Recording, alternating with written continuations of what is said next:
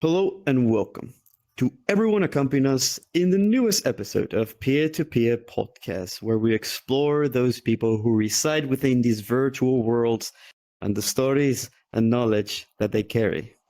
Tonight at the Pier, I have somebody with a really wonderful story, somebody that has undergone a lot of suffering, a lot of loss, but at the same time has gained something in the end.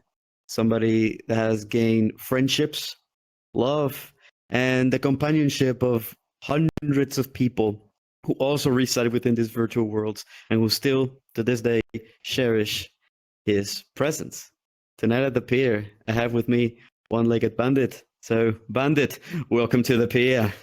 Hello, thank you so much for having me. Honestly, it's such a pleasure to ever come on these things, whether or not big, small, in between. I'm always going to say yes because it truly doesn't matter. I always want to give my piece and inspire through every medium that I can because my story to tell is important and people need to realize that it could be a lot worse and it can get a lot better. What a great introduction. But hey, how about you?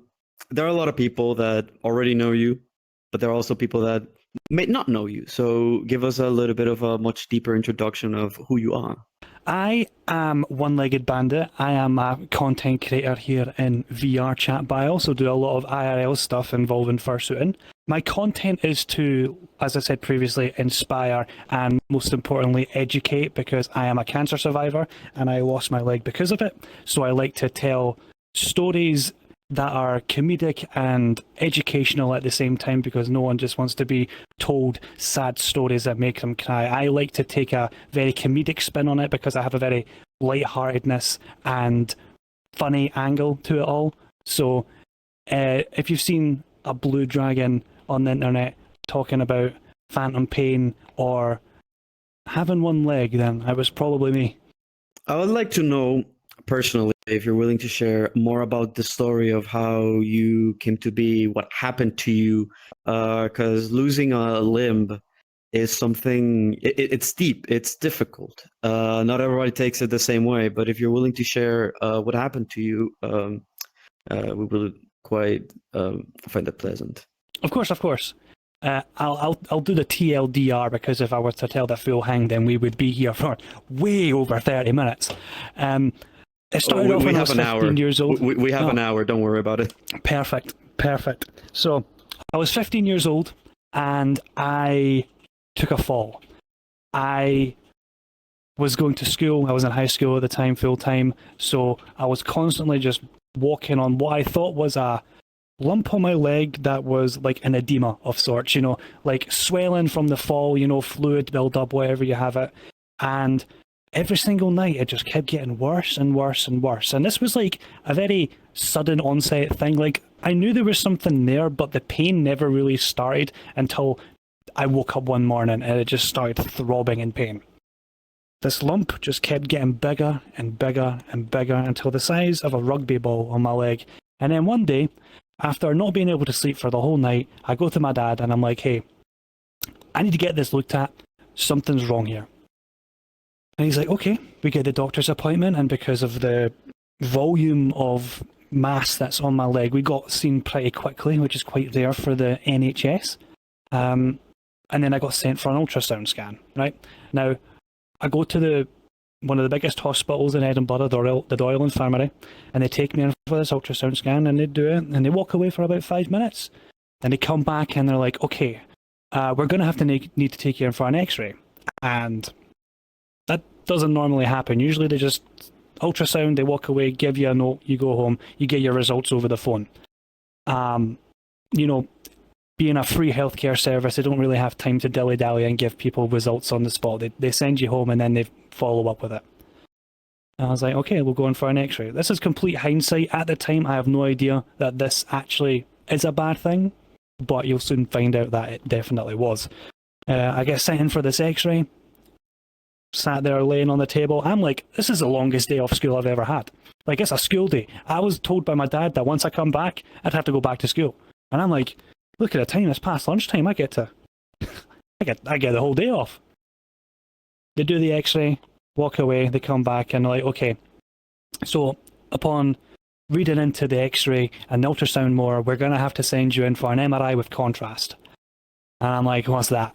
And it's like a big machine with a magnet in it so we can take images to further analyze what's going on in your leg. And I'm like, okay, I definitely don't have to go back to school now. So I lay down, they give me the needle with a jag to put the contrast in, and I go into the machine. And when I was 15 and I'm like studying World War II at the time, I'm like, damn, this must have been what the people in the trenches sounded like, because it's just bang, bang, bang, bang, bang, bang, bang for 45 minutes straight. And I was like, okay. And when that's done, and they're like, okay, we'll contact you or your parent with the results. And I'm like, okay. Bear in mind, in the UK, it takes an average of 23 weeks to get an MRI scan. And they've went from ultrasound scan to X-ray to MRI in the same hour. So, you know, in hindsight, yeah, you can see something's wrong. But at the time, I was just glad to be off school. I go home and I'm like, all right, playing Call of Duty. I love Call of Duty. I've been playing Call of Duty my whole life. And it's a couple days and I get a knock on my bedroom door and I'm playing Call of Duty. And my dad comes in and he's like, turn it off. And I'm like, no, I can't turn it off. I can't pause an online game and I'm in a clan war. Can't do it. He's like, you need to turn it off right now. And I'm like, okay, I'll turn off the TV, but I'm not turning off the PlayStation. I'm in a game. He's like, okay, I'll do it. Put the controller down. And I'm like, what? He's like, something really urgent is happening with your leg and we're going to have to go up to the sick kids tomorrow. I'm like, okay. He's like, John, you have to take this seriously. And I'm like, okay. And I'm like, is that all? And he's like, yeah, we're going tomorrow, sharp. And I'm like, okay. He goes the door. And I pick up that controller and I'm back to playing Call of Duty. Don't think anything of it. I just think, hey, they're just going to, they're going to plunge, they're going to extract all the fluid. And I'm going to be scot-free. It's going to be brilliant. Get another day off school. I never get days off school. Not been sick a day in my life. The next day we go to the hospital. And I'm sitting in the waiting room and I get this chocolate bar. And I'm like looking at it and it's got like a really weird picture that I can't really say. And it's like, that shouldn't be on a kid's candy bar. But I eat it anyway. And that's important because I still have that picture to the day and I can send you it so you can put it on the screen of what that looked like. It was have you ever heard of a Milky Bar before? Like the white chocolate from Cadbury back in the day. They were so good. And I walk in, and I've still got this Milky Bar in my hand. Sit down next to the doctor, and my dad sits down next to me, and she's got this massive book open, and I'm a nosy little guy, so I'm starting to read what's in the folder before she can even say anything, and it says treatment plan for my name, osteosarcoma, and then in brackets bone cancer, and then she turns to me and she's like, well, that's not a really good way of me breaking the news, is it? And then that's when I found out that I had bone cancer. And to be quite fair, it kind of like you don't know what to say to that sort of news, kind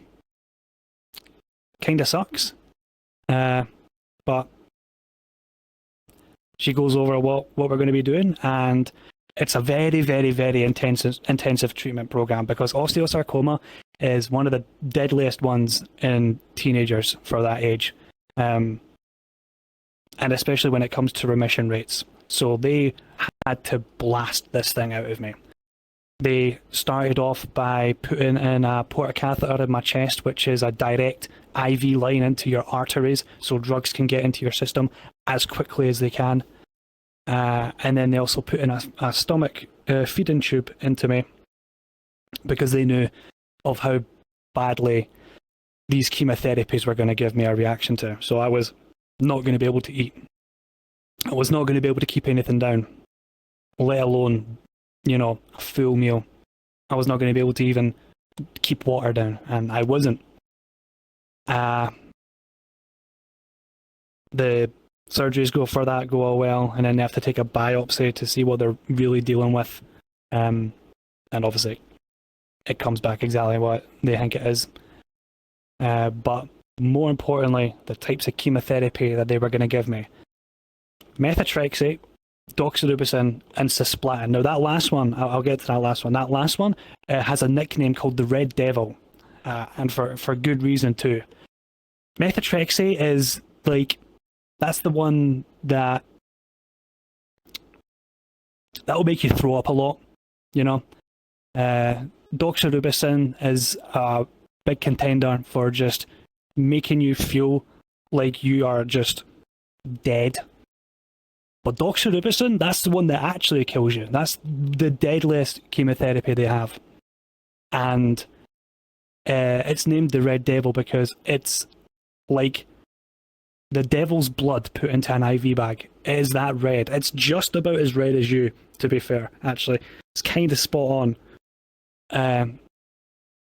I don't get told this, obviously, because I'm a 15-year-old kid, but when I do my research all these years later to put out my own videos of it, I'm like, wow, I really don't know how lucky I was.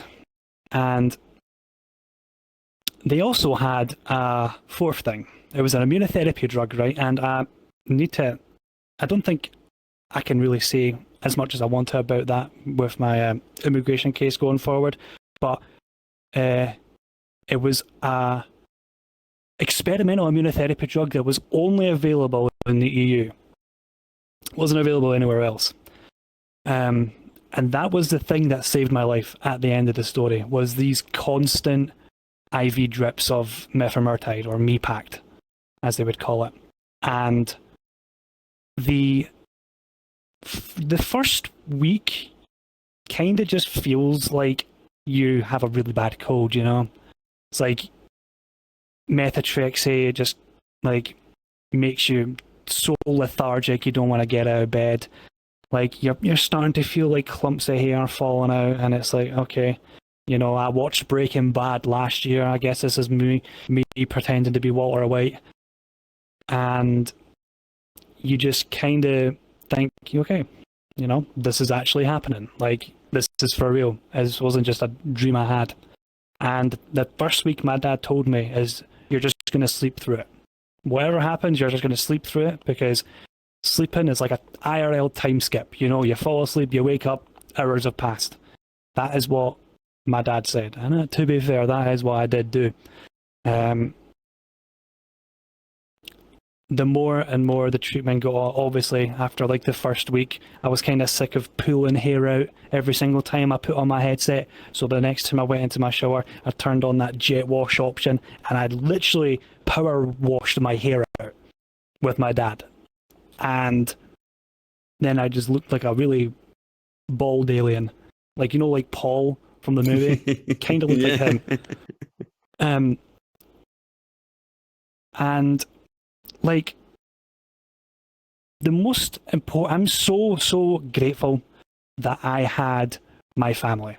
Like, I don't think, sorry, I got to quickly go on red on Discord. There we go. I don't think if it was for my family being as consistent with visits and always being there for me, I don't think I would have had the willpower to keep going. I'm so grateful that my mum and dad have stayed together through thick and thin, because this isn't the first time that one of their kids have had to be in hospital long term, and it isn't the second time where they've had a scare of one of their kids being taken away from them. I just was so happened to be the firstborn, but the third person in that queue. And visiting hours only last like 8 a.m. and then they have to go away in the evening, you know. And that leaves a good chunk of the night where you're just by yourself, isolated in a room with no one else around except you. And as a 15-year-old, that's kind of really scary, because you're prone to infections. For me, I had a infection called C. diff many times, which can actually kill you. TLDR, it's basically infection via shitting yourself. Like, that is just baseline. Like, it is just severe bowel infection, and it's really bad. I was quarantined before it was popular in 2020, you know. Like, They had to slap that quarantine sticker on my door. They had to wear PPE to come into my room. And I wasn't allowed any visitors. And during that time, it was very thankful that I found places like YouTube and Twitch where people were always doing something. You know, and the biggest person for me there was a creator called FazeJev.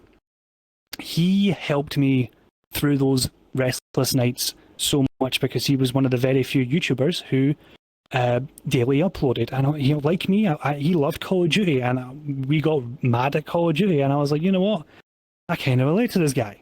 So much so that after my treatment, I got contacted by Make-A-Wish, and I actually made him my Make-A-Wish.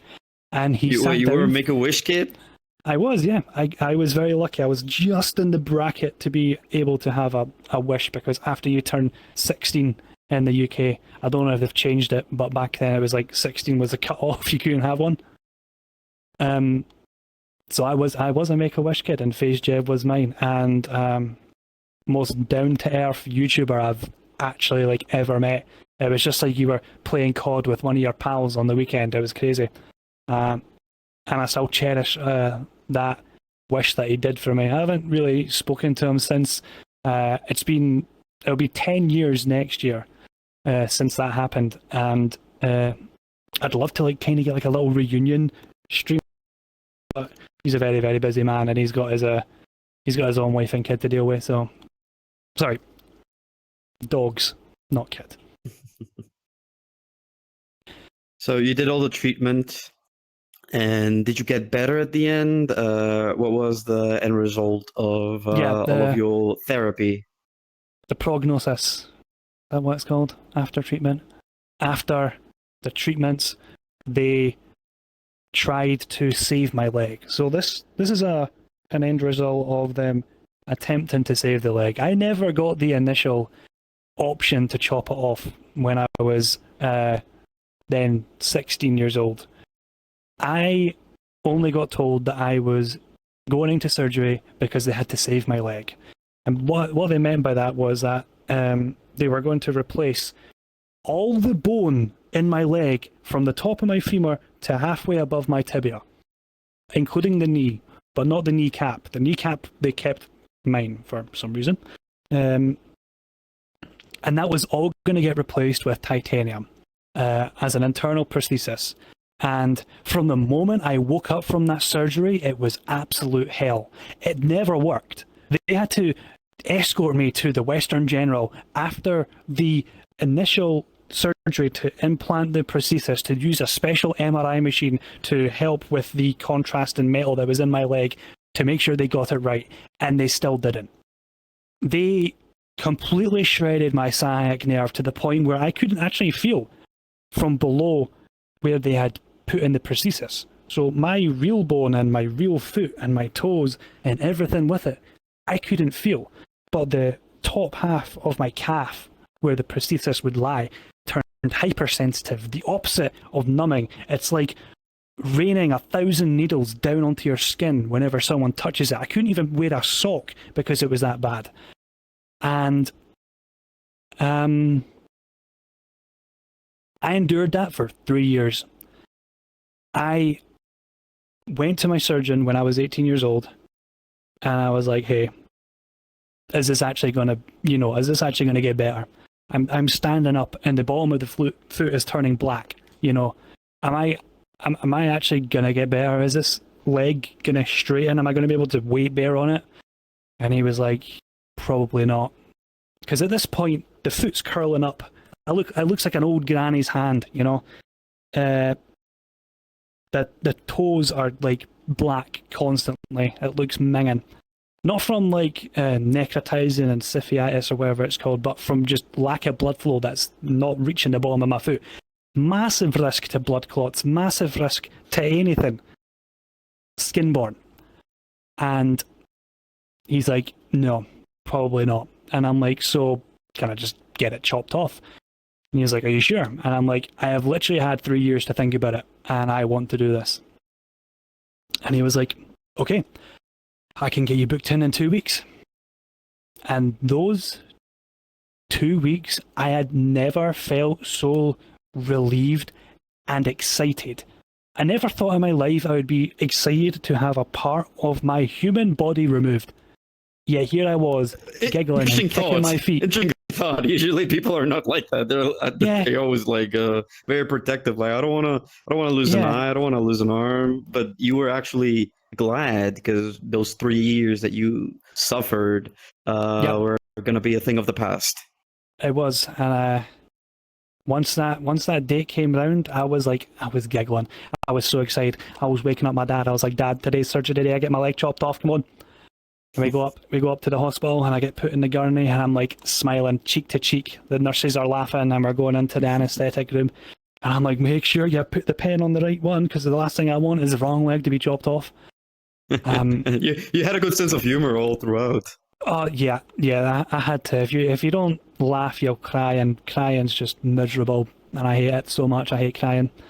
I would much rather laugh. Like whenever I'm the type of guy, whenever I'm sad, I like purposely put on the most like upbeat 80s pop music to like try and like, stop that. Enough of that. That's plenty. And I wake up from the surgery and I get my dad to, I'm like, Dad, take my phone, record me right now. I need you to record my reaction to seeing me with one leg. I did. I whipped that cover off and I'm like, whoa! And then they tell me to shush. I'm like, what do you mean shush? I've just got my leg chopped off. And I'm like hyped up on morphine. I'm like morphine out my nut. So I can't really feel anything, but like I still I feel like it's there. And to this day, I still kind of feel like it's there. There's nothing there, but at the same time, something's there. And that's what real phantom pain is. Don't listen to anyone on this game. That's real phantom pain. And thus, the stump was born. Although it did have a lot of recovery with the stump, because literally, not even a week after the surgery was done, they were already trying to get me up on my foot and telling me that I'm going to be shipped off to an intensive rehabilitation facility in Edinburgh called the Astley Ainsley, which is one of the top rehabilitation facilities that you can get in Scotland. It's like the main one. As an inpatient, nonetheless. So this wasn't like you get to do your 2 hours of exercise at this place and then you go home and I get to play COD. No, this was me going from having surgery straight into another hospital where I am sat in a ward where honestly the next person, who was the youngest, was like 62 years old, because a lot of elderly people get their legs amputated, whether it be from diabetes or whatnot, and I was the youngest guy there by quite a few decades. And I was told, you're going to learn how to walk, you're going to learn what it's like to have one leg, and you're going to walk out those doors. And I'm like, okay, sweet, sick, I cannot wait. I've been waiting literally 3 years for this moment.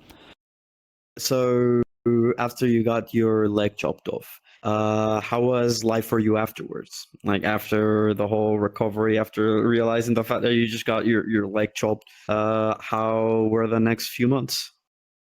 Literally never been happier. I was so delighted to have this anchor just tossed away. I felt so free that I could actually move at my own pace instead of being hindered by someone or something that was still attached to me. It felt like, honestly, it felt like it wasn't even a part of me. I had never felt such true happiness until that happened, because it was a decision that was made by me, solely by me, with the influence of no one. So, let me get straight to the point, because obviously you're a VR user. You're here in VR, you are no shy to show people about your condition. I mean, the fact that you're missing a leg. Usually people tend to use VR to show a different face of themselves. They try to be somebody else entirely. They try to just highlight the good parts. But you just took it literal, and you took an avatar. You took a, correct me if I'm wrong, Nardoragon, I think Yep. that's an art dragon. Maybe I'm wrong. There you go. That's me, And you Bernardo. actually modeled it. You actually changed the model so it would also have the leg chopped off. How did you incorporate VR with your condition? Like, why did you decide to make that decision? Well, most of all because avatars with two legs didn't actually work with an avatar with someone with one leg. It looks really, really weird, especially since I'm someone that got full body tracking with their VR stuff. So I had only really ever known what it's like to be a full body user. I never went through the stages of like having a Quest, getting Gogo Loco, maybe upgrading to an Index, and then getting the full body tracking. No, I kind of just like one day just out on a whim, like you do, where you just have an idea and you want to do it. I was like, you know what? I want to try VR. You know, Call of Duty had like Facebook had just absolutely decimated Facebook gaming. So I had to turn in my partnership with them and stop playing Call of Duty, and I wanted to try something new. I wanted to try going to a place where no one knew me, I didn't know anyone, and it was completely new. Thus, Bandit was born. And it has been the best decision I've ever made, aside from getting my leg chopped off.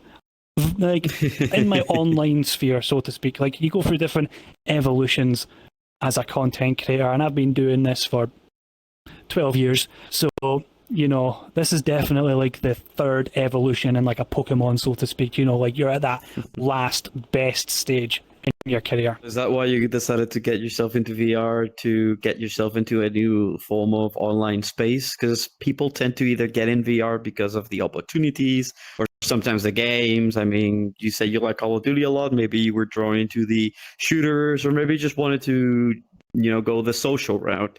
What was like the main motivating force for you to get VR? What is your VR story? At first, it was definitely a pure social aspect of it. Like, I had just broken up with my then girlfriend of 4 years, who didn't really let me do anything of my own. It always had to go through her first. So getting an Index kind of felt like it was a big thing that I could do through my own volition, that I didn't have to ask permission for. I know that's a very toxic sentence to say. Trust me, I see that now, that I was definitely held with a lock and chain. And it was just a new universe for me to try, and like going into it, and the first avatar that I find on like the public worlds is a Lucario, because I love Pokemon, and I'm going around all the different worlds like Prison Escape and Murder 2 and like Furry Talking Chill, and I'm like, oh my god, this is like, these people are kind of real. That's kind of crazy. And then like get on like every night, see more and more. And I'm like, you know what? It's getting really annoying, because whenever I calibrate my full body tracking, in order for me to look like I have one leg, I have to actually pick up the tracker where my foot would be and put it on my head and turn it around so the foot is facing backwards. And so many people that sounds like, a bit complicated. That sounds complicated. And I was so, like, looking back on it now, it's very funny. But, like, back then it was, like, the only thing I knew. Like, I didn't know you could customize avatars. I thought you could only get avatars in the game. You know, like, it's complete no knowledge of this game whatsoever. I didn't know that you had to get Unity and Substance Painter and Blender, and you had to buy the model, and you had to buy the texture, and you had to pay people to do the texture if you didn't know how to do the texture on the Unity model. And I'm like, that sounded like way too much for me back then. You know, 20-hour nearly. And I see this guy, and he's kind of wearing something like this. And I'm like, that skin is actually sick. And he has his bio, $30 commissions. And I'm like, oh, did you make this? And he was like, yeah, I did make it. And I was like, oh, sick. Can I have it? Thinking it's like a Call of Duty skin where like everyone can just buy the same skin, you know? He's like, yeah, sure, just message me on Discord. I messaged him on Discord, and he gives me this. I can actually turn into the very first one that he gave me if you're interested in this part of the. I mean, yeah, go right ahead. You've got the while time. you're switching avatars, I'm gonna ask you another question, a two-parter, pretty much, because as we all know, as everybody knows, watching the podcast, you are using a furry avatar. So you're right. part of the furry fandom. So I want to ask a two-parter. I want to ask, number one, what got you into like pursue a furry identity, furry avatar? got you into it, and secondly, to describe a little bit about your current look, not your OG look, but the look that you have right now in general. So go ahead. Aye, so honestly, I didn't even know what really a furry was. I just thought this was a cool looking dragon thing. I never knew I had like any like correlation with the furry fandom, so to speak, until I actually got it and then like started like interacting with people that looked like this. And when it comes to this like avatar and how it looks like, this is a pre-made texture done by Metal God. And shout out to him because he seriously done absolute bits in actually making it. Because that guy who I originally went to, who said he did the commissions for $30, he actually lied. He didn't make it. He didn't make the model. He didn't make the texture. He just basically scammed me out of $30 to. Why is this taking? Wait. So basically, he lied to you. He said that it wasn't. Like, he said that it was his, but it was never his, and he still charged you $30. That's a scam. That's a scam right there. There we go. Yes, he scammed me. I know I changed to my like good version there for a second because of the new optimization update. I wanted to make sure I had a model that was good. I got completely scammed.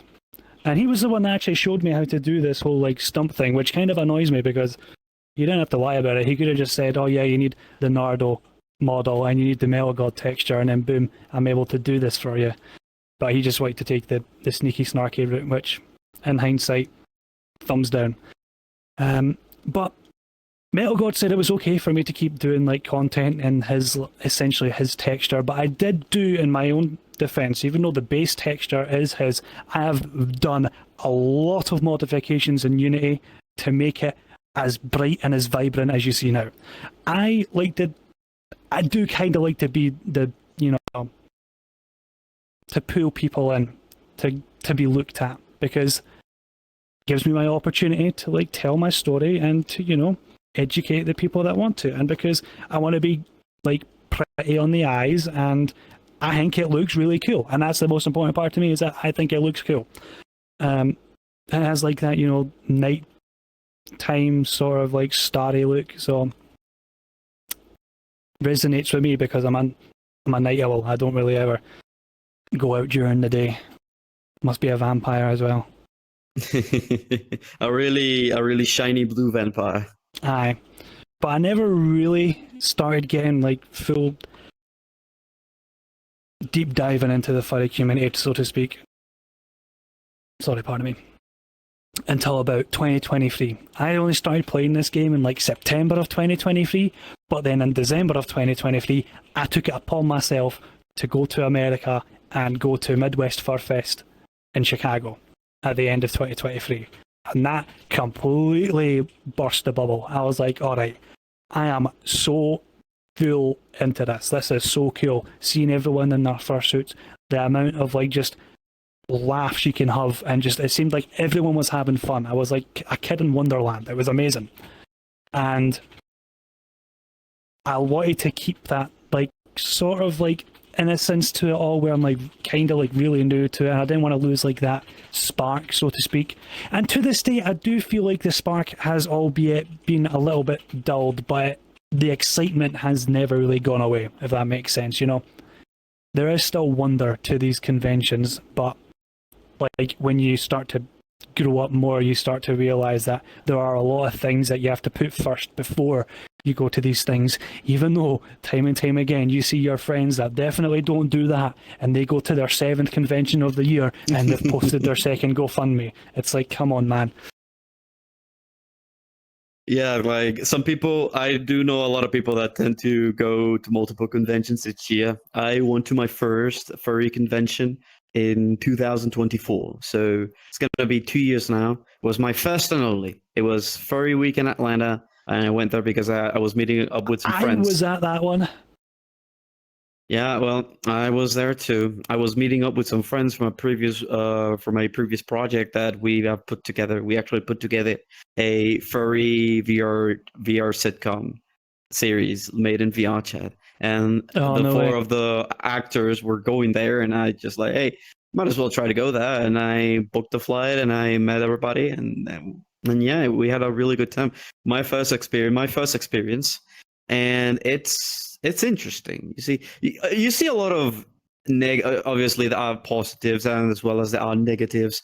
I mean, I'm never gonna forget the freaking night festival, whatever they call that Oh yeah, thing. the Moonlight You know the one I'm Festival. talking about. Yeah, Yeah, that's like good. that was good. You like that, didn't you? It was, well, good in the sense of like it was definitely a first for me, and like it was funny going around all the booths. Although the music wasn't really my taste. Understandable, but it was still I still cherish that experience. I met some really cool people. And in the future, I would definitely think about doing it again, but like not multiple times a year. I think that's way too Yeah, much. no, you have to give yourself a break. It was actually FWA 2024 where I met my now fiance, which is kind of funny. Oh, really? Aye, I bumped into her in the dealer's den when they were with their then partner, and it was sort of like a high and by, but their partner was quite the fan of my stuff at the time, so it was cool. It's kind of cool how like even like a little interaction with that can spark to be something so much bigger that you would never intend to happen. You see, that's something that I would also like to get into because you did mention you are a content creator.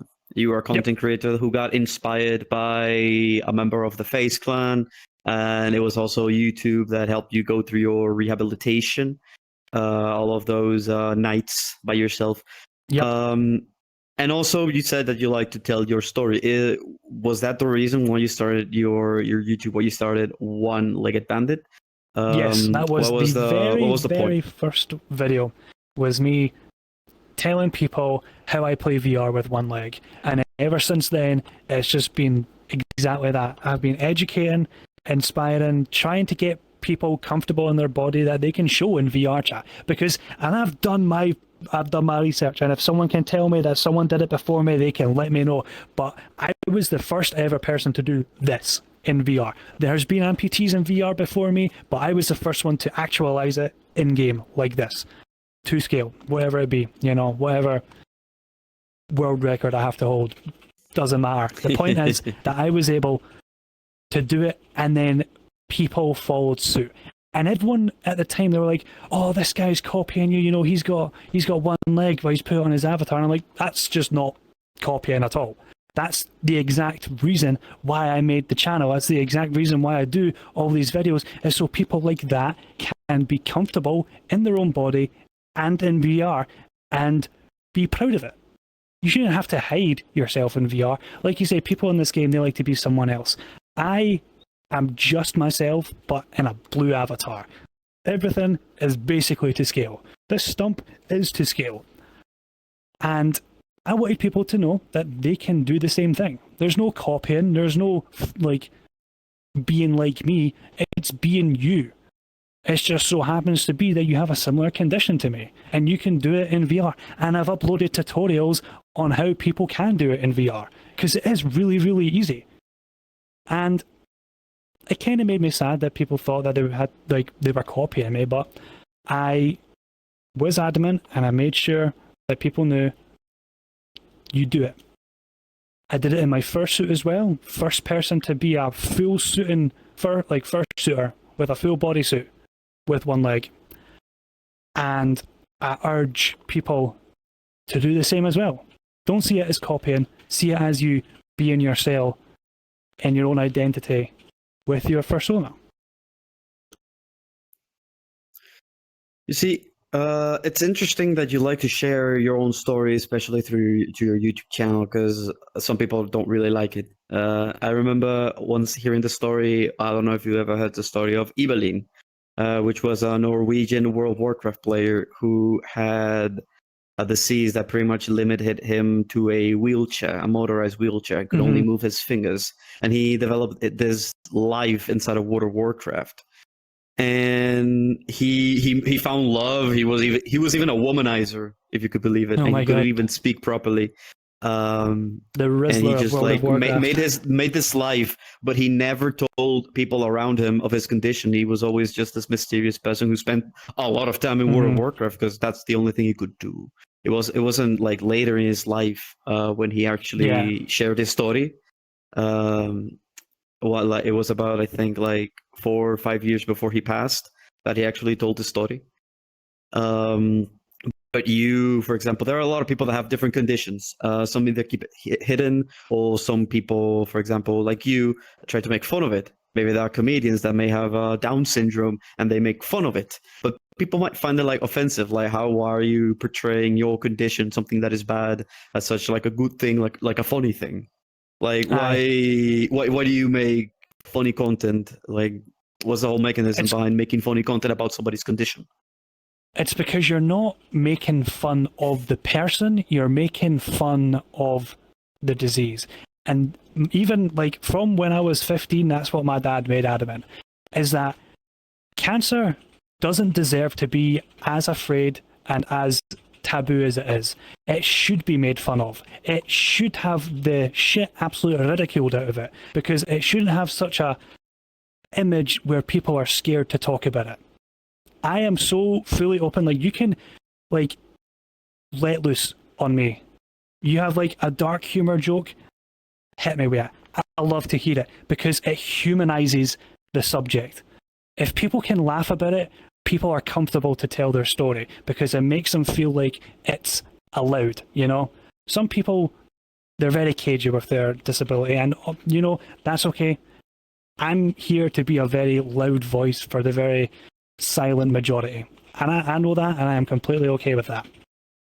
But the reason why I urge people to make jokes is because it lightens up the mood, it makes the subject more comfortable to talk about, and most importantly, ask questions about. Because once people start asking questions, then I can start answering, and then it makes them more knowledgeable in the fact. They're no longer, albeit not their fault, ignorant about things that they would have otherwise been. You know? It's good to have conversations. It's good to have a laugh. Just make sure you always, like, you know, ask the person, hey, is it okay if I crack a couple jokes? Hey, are you fine with this sort of type of humour? Don't just go guns blazing and be like, look, it's that one cancer patient. Like, that's a bit weird, you know? Like, but there are people like that. There are people that just go and the first thing they do is insult. Especially in VR chat, you are going to run into a fair amount of trolls and people who are just, their whole life is about making fun of somebody else just because their life is that shitty. It's what brings them joy, like just bringing other people down. Kind of sad.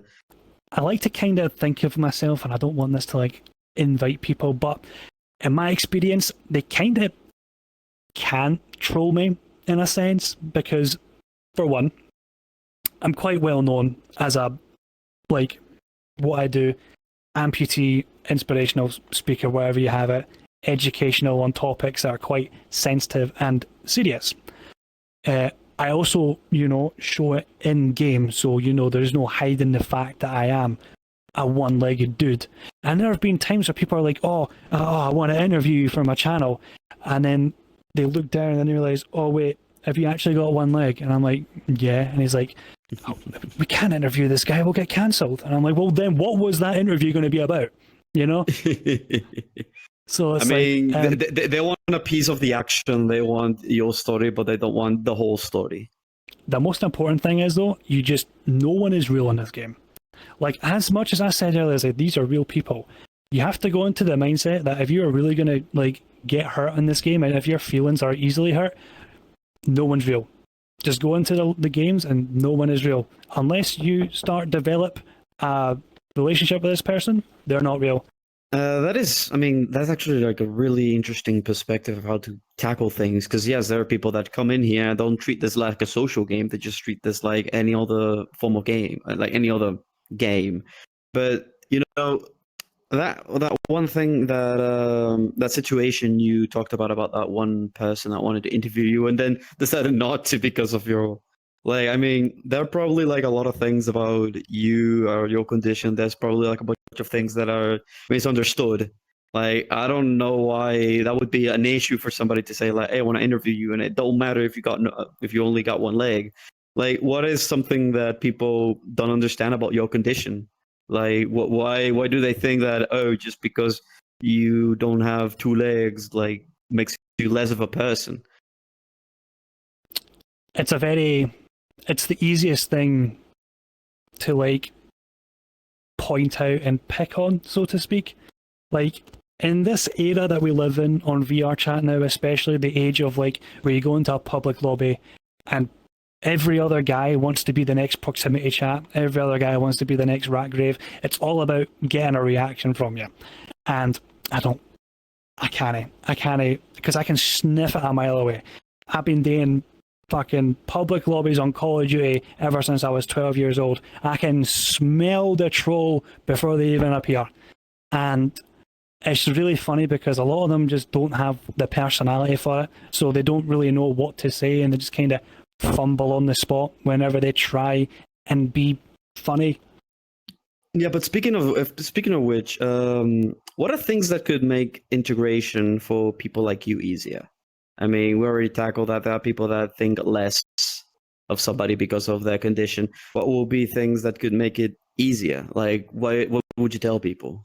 Both to the people and onlookers. Sorry, what was that last part? Onlookers, other people Oh. looking from the outside in. Honestly, just not caring what anyone thinks. Like, people can say what they want, but at the end of the day, like, yeah, these people shouldn't be saying some of the things they do, but it is up to you whether or not you let it affect you. Like, sometimes in the heat of the moment, it can get, like, you know, a little riled up, and like someone's looking at you, and you can obviously tell that they're looking at something that they probably shouldn't be looking at for very long.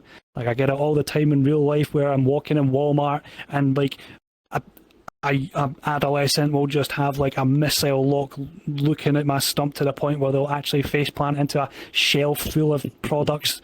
Like, you can't help people's curiosity, but also that curiosity will come with a lot of maybe ignorant offence, but it is up to you whether or not how you take that. And I've been doing this a long, long time, so I know not initially everyone doesn't really mean what they say, but it's only when they start to do repetitive behaviour beyond that is when you can kind of gauge whether or not someone's trying to be a dick on purpose.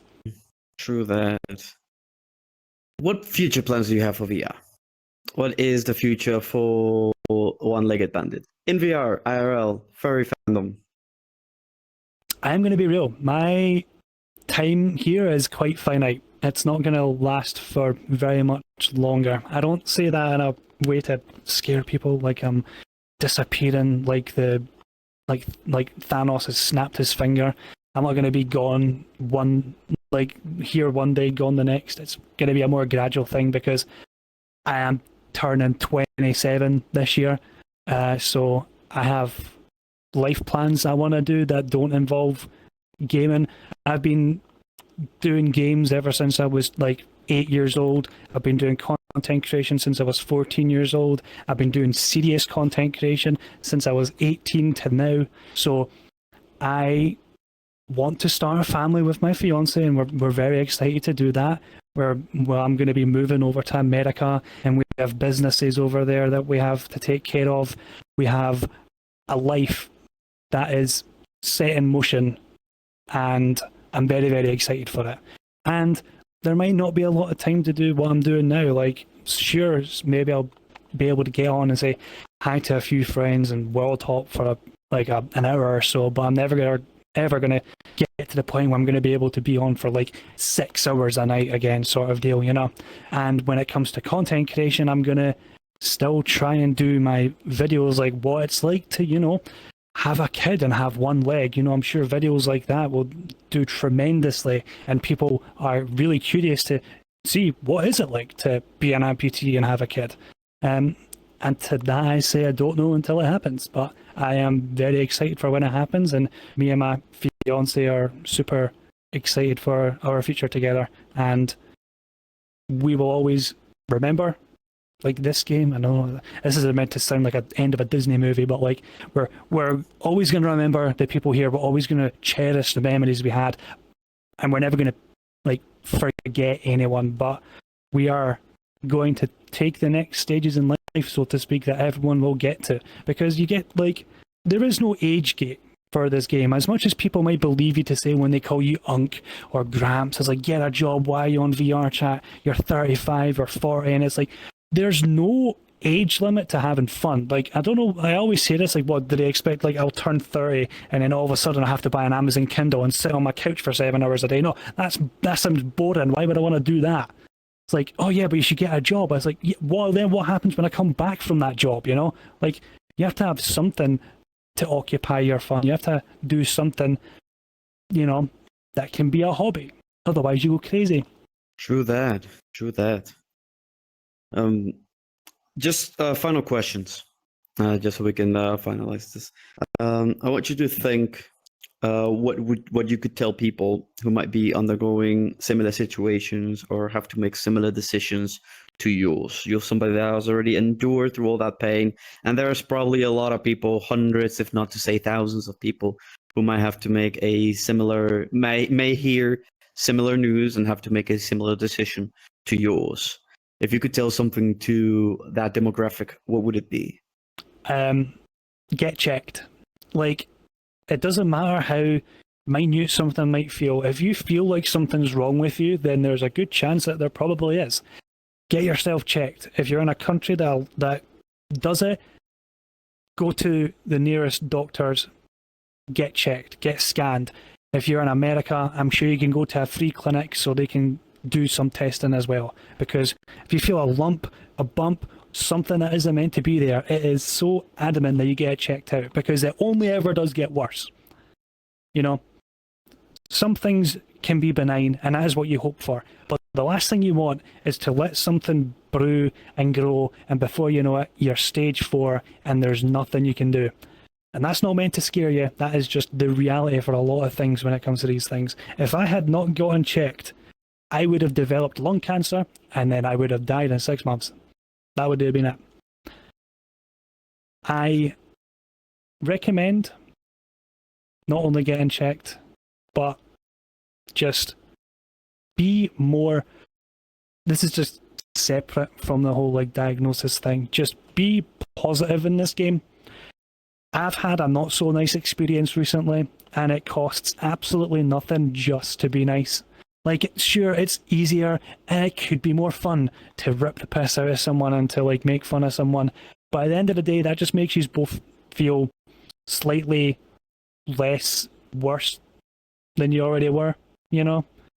And that just isn't good for anyone. It's so easy to be nice and it feels better. So I urge you to find your own way to be inspirational and to be kind. Well, here at Pier-to-Pier, we do what we do because I'm a big fan of VR. I like this platform as a whole, and I like to show people that, hey, VR is not this other world. It's not too separate. Anybody could get into it. And it costs a bit to make the leap, but I think that the experiences many people can get with VR are quite positive. If you could tell absolutely. something to that one person who is thinking about getting into VR, like if you could talk to that one person who's looking from the outside in about VR, what would you tell them? Really don't go off anything that you see on any of these like trolling channels, because they are very, I'm not going to say staged, but they're very meticulous with how they set up their videos. So it isn't always going to look like that. I would always say to do it. You're going to meet so many new people, lifelong friends, and who knows, you could potentially meet your next married person. Is that what they call them? Husband or wife? Yeah. I was trying to be like both sides at the same time. Lover. Really you could say lover. Lover, aye. That's a way to put it. But it really does help develop social skills, as weird as that sounds, because you are talking to people and you are just going to get better at talking to people. So if you really do struggle with something like social anxiety, or you have trouble with finding words to say to people, this is the perfect game for it. Because number one, you go into a lobby, no one's going to remember what you say the next day. Literally, no one. You mess up saying a sentence, no one remembers it. So you can just try and try again to get better and confident in your own self. So I would urge you, if you are like someone who does struggle, to take that leap, get into VR and have fun, because the possibilities here are limitless. Just please be over 18. That's what I will say. Just please be over it. Yeah, very, good highlight. Good highlight. And finally, any person or people that you like to thank, either through your process, your VR story, anybody who you like to mention before we close up shop? Yeah, big shout out to my wife. She can hear me because she's sitting right in front of me, but she's like the number one person that actually motivates me to do anything really much these days, because I'm just so like caught in my own rut of like everything that's happening in real life. I do kind of forget that I do have to do some content creation here and there. So big shout out to my wife, love you to bits, and my whole audience as a whole audience as a whole. I'm amazing with words. Without them, I wouldn't be able to have the platform I have to inspire and to educate. And I really am so glad that I was able to change people's lives, because I've had so many people come up to me in lobbies saying that they're the reason that they got on VR, that they're the reason why they got full body tracking and were able to express themselves. I had people that are in wheelchairs and they get full body tracking. They say that if it wasn't for your help, I wouldn't be able to have done it and had the confidence to be my own self. And like, it brings almost tears to my eyes, because like I don't make any money from it. Like at all. There's no monetization whatsoever. I do it purely for the love of the game. And it's moments like that that make it so truly worth doing every single time. Well, with that out of the way, I'd like to thank our guest, OneLeggedBandit, for accompanying us tonight at the pier. We have officially ran out of time. But hey, it was still a pleasure having you here. And thank you to our beautiful audience for tuning in to a new episode of Pier-to-Pier Podcast, where we explore the people who reside within the virtual worlds and the stories and knowledge that they carry. Thank you all so much for watching, and may you have a good rest of your day.